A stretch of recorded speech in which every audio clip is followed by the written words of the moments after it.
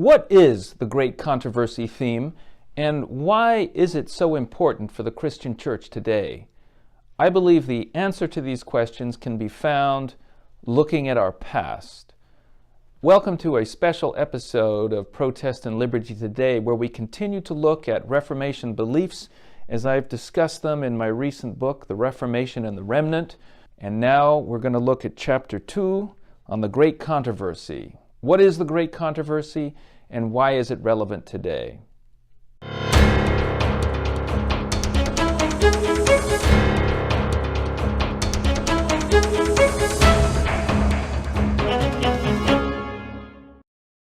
What is the Great Controversy? The Great Controversy theme about the conflict between good and evil throughout the history of the world, and especially in the history of the Christian church.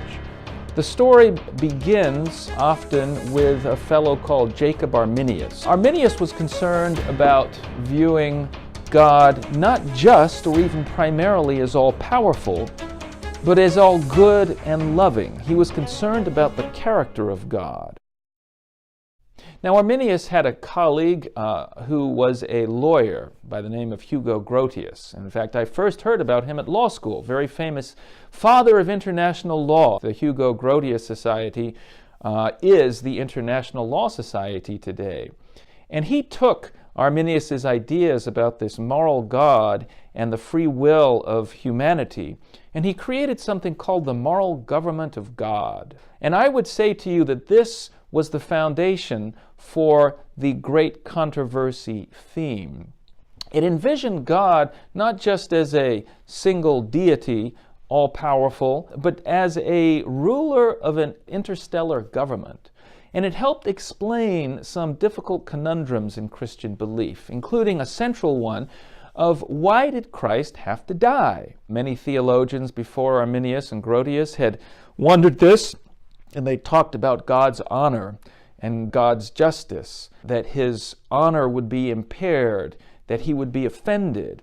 This, though, came across in a somewhat unfortunate way because it seemed to make God out as being a somewhat thin-skinned individual who was unable to deal with insult without taking retribution.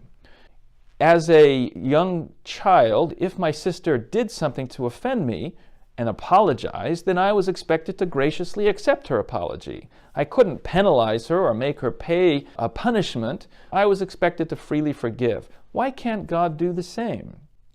Well, Grotius's perspective helped answer this question. Maybe I can forgive my sister without a penalty, but what if I'm a judge down in the court and my sister is caught shoplifting and is brought before me in my role as judge, as we are brought before God in his role as ruler and judge of the universe?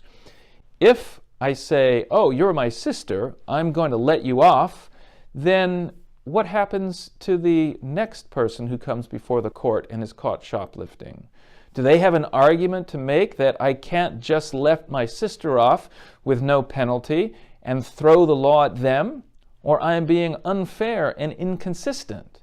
You can see that emerging from this is this notion that the laws must be equally enforced, or there will be a loss of respect for all law. So if Satan had violated God's laws and God needed to judge him, and then humanity came along and also violated them, and God was going to just let humanity slide, not hold them accountable, then Satan would be able to say, God is not fair with his laws.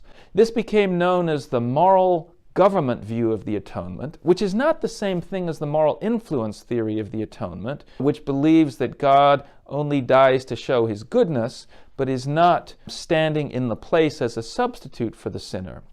Moral government has a legal forensic aspect to it, but it also provides a moral influence of showing God's great love. Anyway, this important and powerful idea of Grotius influenced some names that you have undoubtedly heard of. Men like John Milton, who studied with Grotius as a young man. John Locke, who constructed the philosophy behind the founding of the American government. And John Wesley, the great leader of Methodism. You see, these men could see that these ideas about God having a moral and a fair government didn't just impact ideas of theology and the atonement, but if God's government needed to be moral and fair, what about human governments? Shouldn't they also be moral and fair and treat all people with humanity and fairness? So ideas of natural rights of man, opposition to slavery and other abuses, John Locke talking about the great rights of man that came to be enshrined in our Declaration of Independence and Constitution. John Wesley was a great opponent of slavery. William Wilberforce, who ended slavery in the British Empire, was a Methodist, and he used these ideas of God's government to oppose the abuses of human governments. So I hope you can see how these theological ideas combined with the social and political outlooks to bring a fairer view of how government should relate to individuals. In our next segment, we will talk about how these ideas of God's moral government came to the United States of America and what impact they had here. So that is Protest and Liberty today.